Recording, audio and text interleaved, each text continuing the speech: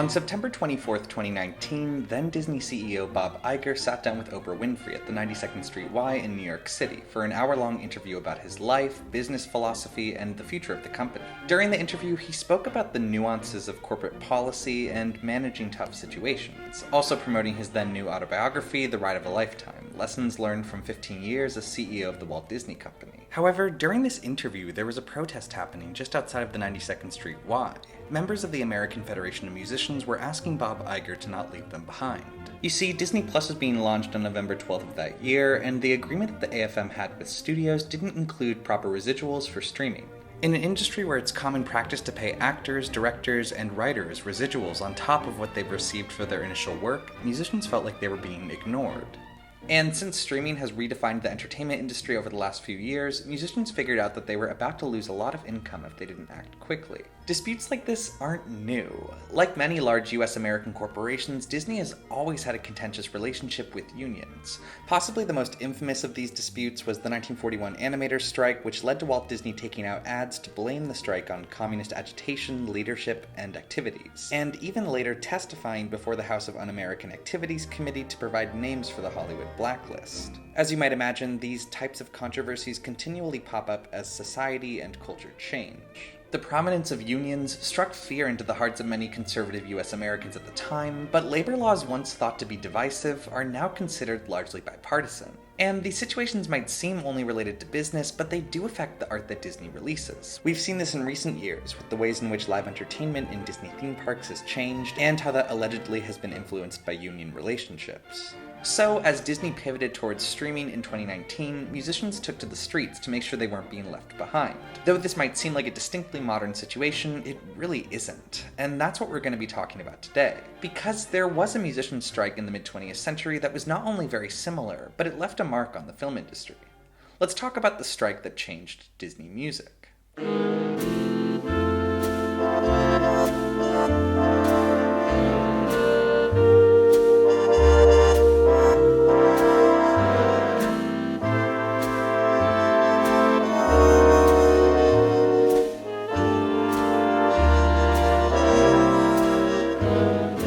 In the early 20th century, there were many discussions about workers' rights and how they could be reconciled with the entertainment industry. With emerging art forms like recorded music, film, and cartoons, new business practices had to be developed to ensure that workers were not being unfairly exploited by those at the top. This had a huge effect on Hollywood and intersected with politics. Given the rise of socialism in the early 20th century and the world wars, being for workers' rights was a political position. Today, many professions have unions and other organizations that are there to advocate for workers, but back then there was little to no representation. Workers were often expected to rely on the good faith of executives, but there was a clear dissonance between what was being said and what was happening. And while people were entrenched in poverty during the Great Depression, many wanted to make sure that they were being respected and properly compensated for their labor. This led to the development of various unions to represent performers and artists. In Hollywood, one of the most well-known of these was the Screen Cartoonists Guild, which was established after a strike broke out at Fleischer Studios. And given that Disney was an up-and-coming powerhouse at the time, it makes sense that this would affect them, too. As a businessman, Walt Disney was always inspired by the possibility of people coming together to make society a better place. This can be seen throughout his career, from early animation projects to the city of Epcot that he dreamed would become a catalyst for social and technological progress. And he sought to compensate his employees properly for playing their roles in those projects. Within the entertainment industry of the time, the Disney animators had better pay and work conditions when compared with other studios. However, some employees felt like like the company's success was beginning to change their business practices. For example, for many early short films, 20% of profits would be funneled into employee bonuses, but that stopped in 1936. Many benefits given to employees were also not standardized. At the time of the 1941 strike, some animators made exponentially higher amounts than other employees, and workplace amenities were usually only available for high-ranking people, creating a divisive company environment. And after the box office failures of Pinocchio and Fantasia in 1940, Disney laid off many employees and tensions grew higher. After Art Babbitt, one of the high-ranking animators at the studio, joined the Screen Cartoonists Guild, employees started voicing their critiques more openly. Walt Disney's response was very defensive, with him believing that employees should be grateful that they had access to the studio in the first place.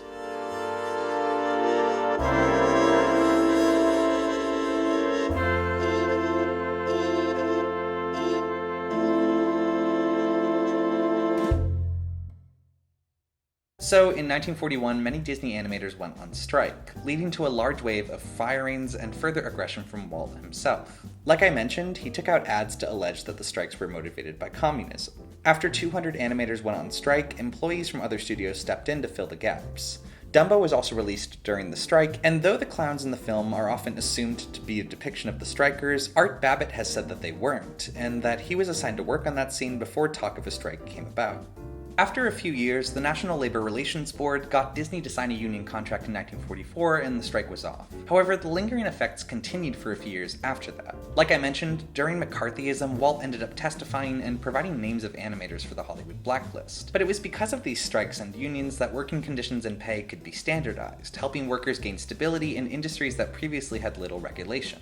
While the Animators Strike was going on, there was also a musicians' strike from 1942 to 1944 that addressed similar concerns about standardizing pay and creating fair working conditions. This was spearheaded by the American Federation of Musicians, a union which advocates for workers' rights as they pertain to music. The musicians' strike didn't only affect workers' rights, though. Its impact on the recording industry also affected pop music trends. Instead of relying on big bands and orchestras to provide accompaniment, record companies got around the strike by using a cappella arrangements and other types of non-orchestral accompaniment. This not only signaled the end of the golden age of large ensembles in pop music, but it also contributed to the emerging trend of crooners and recording artists. Vocalists used to just be pieces of ensembles that played roles like other instruments, but with the emerging importance of recordings being focused on vocals and the person singing them, as opposed to band leaders, pop singers became the faces of songs. This played a role in developing our modern image of a pop star as someone who sings songs that often involve other people, but are then released under their own name. The strike ended in 1944 and a new contract was negotiated, making the 50s better than before for many working musicians. However, towards the end of the 50s, new tensions started building within the AFM. With the trust fund lawsuits in late 1956 and 1957, members of the AFM alleged that the organization had violated their duty to argue in good faith on behalf of the union members. Many of the cases centered around the trustee of the music performance trust funds. In other words, the AFM secured wage rises for musicians, but then negotiated them to be put into a trust fund. Their wages were being partitioned for union purposes without their consent. On top of this, another case alleged that the AFM was not bargaining in good faith on behalf of certain members, specifically with regards to ensuring that musicians were properly compensated when a film was licensed for television distribution. This was similar to the modern-day Disney Plus situation. Television was a developing art form, and it was taking up a significant portion of movie ticket sales in a post-World War II USA. In response to this, studios often put their films on television to adapt to the growing industry, but this also allowed them to circumvent standard paying methods. Studios were able to make more money off of films by putting them on television, but musicians were left behind. So there was drama within the AFM, specifically the Local 47 chapter that was the Hollywood Musicians Contingent. And when the AFM's agreement with motion picture producers expired in January of 1958, it became difficult to negotiate new terms to adapt to the changing industry. Low wages and not enough protection when it came to television distribution were key points that were not important to studio executives, and when the producers walked out of the negotiations, the AFM went on strike. However, not everyone agreed with the strike. For some of the musicians who were involved with the trust fund lawsuits, they felt no allegiance to the AFM and saw the strike as a harmful loss of work. As a result, they would start the Musicians Guild of America, another union that would focus on making a deal with Hollywood studios despite the ongoing AFM strike. During the strike, studios were trying to cut costs and production to cope with the lack of musicians available. Since there weren't musicians available to record scores, studios resorted to getting cues from stock sound libraries. Studios also avoided having to engage the striking musicians by going to other countries, such as Mexico and the United Kingdom, to record soundtracks. However, once the AFM was able to convince local unions in those countries to show solidarity for the US musicians, studios went to countries like Germany and Italy. Which brings us back to Disney.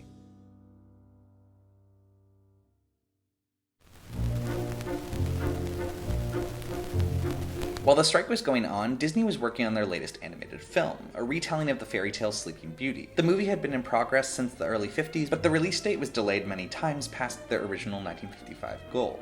Musically, Sleeping Beauty had some trouble finding its footing. At the beginning, it seemed that Walt Disney wanted to retain the connection to the Great American Songbook that he had done with films such as Cinderella by hiring Broadway composers. So he hired Sammy Fain and Jack Lawrence to compose songs for the movie in 1952. However, in 1953, Disney would decide to axe that part of the project, instead having the movie's score be based off of Tchaikovsky's Sleeping Beauty ballet. The only song that would survive from the original set was Once Upon a Dream, the song that featured a melody directly lifted from the Garland Waltz section of the Tchaikovsky ballet.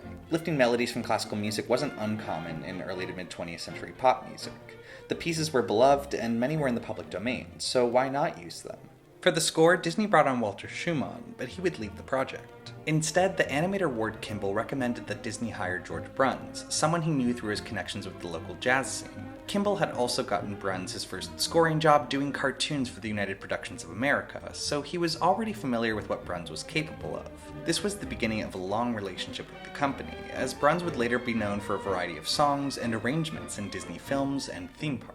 So he was asked by Walt to adapt the Tchaikovsky ballet for the score of the movie. Though he was originally asked to do it in 1953, they wouldn't get around to it until a few years later, and sure enough, this was during the ongoing AFM strike. The then new Musicians Guild of America had been negotiating with production companies since the summer of 1958, but the end of the AFM strike and a new standard agreement wouldn't be reached until January of '59.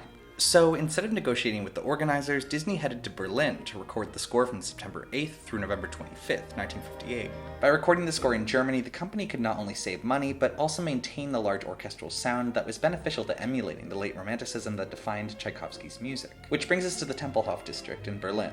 Though today it's mainly known for the abandoned airport that now doubles as a public park, the area also played a role in film history. UFA, one of the most well-known German film production companies, has had a Tempelhof studio for the better part of the last 100 years, and according to the liner notes on the back of the original Sleeping Beauty soundtrack, this was also where the film's orchestral recordings were done. Though the voices were recorded in Hollywood, the orchestral background for the film was made in Berlin, Germany at the UFA studios. George Bruns conducted in a brand new hall with all the latest equipment. Tutti Camerata, Disneyland Records' musical director, monitored in the control room. The music was recorded on 100,000 feet of 35mm magnetic film with a range of 40 to 35,000 cycles. The orchestra was composed of 16 violins, 6 violas, 5 cellos, 4 basses, 8 woodwinds, 3 trumpets, 3 trombones, 3 French horns, 2 percussion, and 1 of each tuba, harp, and piano. Something not mentioned in this description is which orchestra was playing. In this situation, Bruns was conducting the Kahnke Symphony Orchestra, known today as the Munich Symphony Orchestra. By the time Sleeping Beauty came along, Disney had already worked with Kurt Kahnke, the conductor and director of the ensemble. In fact, they had already made recordings with the orchestra. The 1958 film Grand Canyon featured a score that was performed by Kahnke's orchestra. Over the years, there's also been speculation that Tutti Camerata, himself very well connected within the world of classical music, also played a role in making the connection between Disney and Kahnke. An important thing mentioned in the liner notes is that George Bruns conducted in a brand new hall with all the latest equipment. What equipment was this referring to? Well, it seems that the UFA studio in Berlin was equipped with the 6-channel stereo system, which provided significantly more nuance than the 4-channel stereo system that was the standard in the US at the time. Though Disney had previously dabbled with large stereophonic sound systems with things like the Fantasound setup designed for Fantasia, the industry had moved on from that. Instead of requiring a new sound system to be installed for a particular film, stereo sound was standardized and more compact than it was before. That being said, some of the most advanced tech of the time was only available in Europe, so it makes sense that Bruns was enticed to go to Berlin. So he recorded the soundtrack for Sleeping Beauty in Berlin, and the score would go on to be nominated for an Oscar, and though it didn't win, it was critically acclaimed. The soundtrack for Sleeping Beauty would also signal the end of an era in Disney music.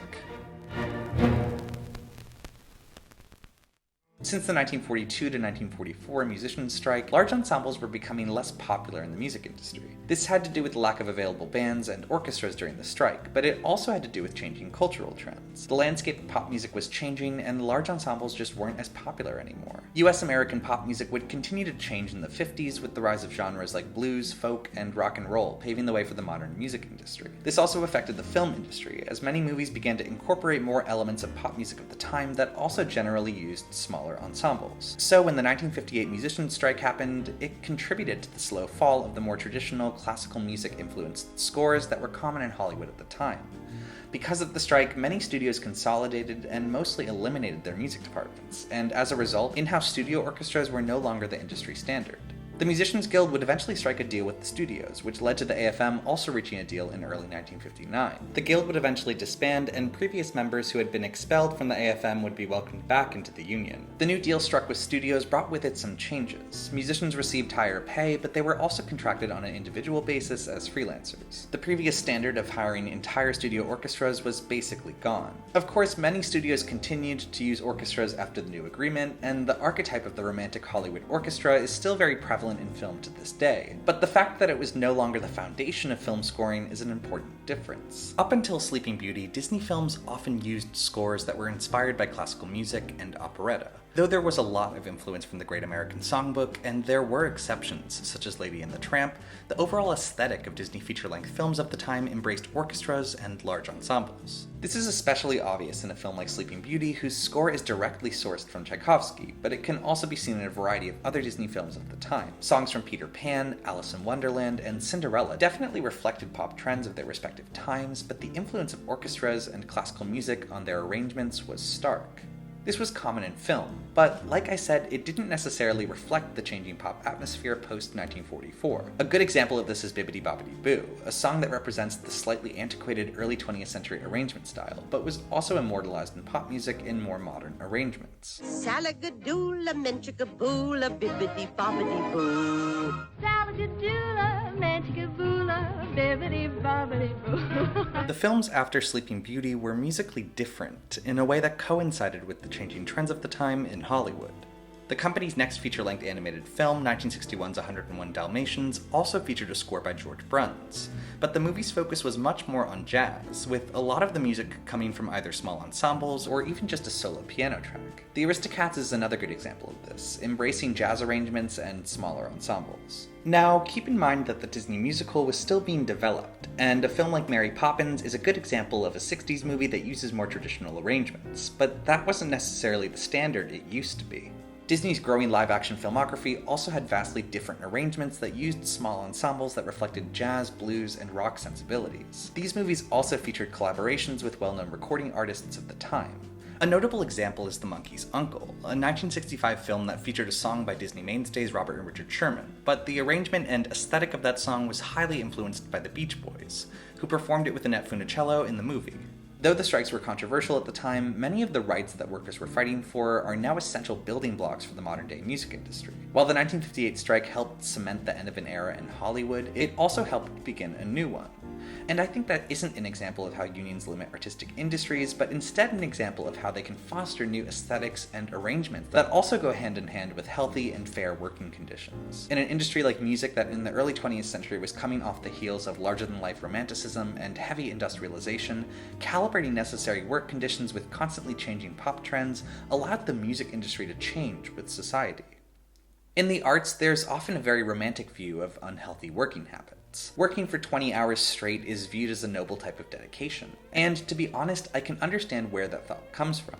There are plenty of artists historically who have created incredibly ambitious works by dedicating themselves in similarly intense ways. But that's not what I'm talking about. And honestly, dismantling the stereotype of the tortured artist would be a whole video of its own. When I talk about why unions are necessary in artistic fields, I'm not talking about dedication or expertise or artistic integrity, because this isn't a romantic image of people doing what they love and therefore not having to cope with the same work-to-free time balance that typical office jobs often incorporate. Musicians make music, but it's called the music industry for a reason. And when you have an industry that exists within a consumerist society that rewards constant growth to no end, the goal of unions isn't to stop making art, but to stop exploitation.